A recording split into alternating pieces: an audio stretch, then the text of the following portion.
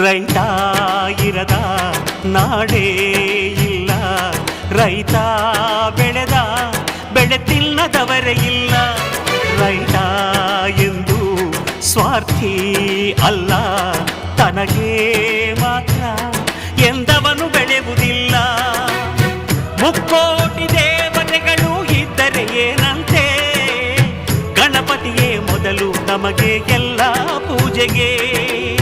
ದುಡಿಯೋ ಕೋಟಿ ಯಂತ್ರಗಳಿದ್ದರು ಏನಂತೆ, ರೈತನೇ ಮೊದಲ ಮಾನವ ಯಂತ್ರ ಭೂಮಿಗೆ.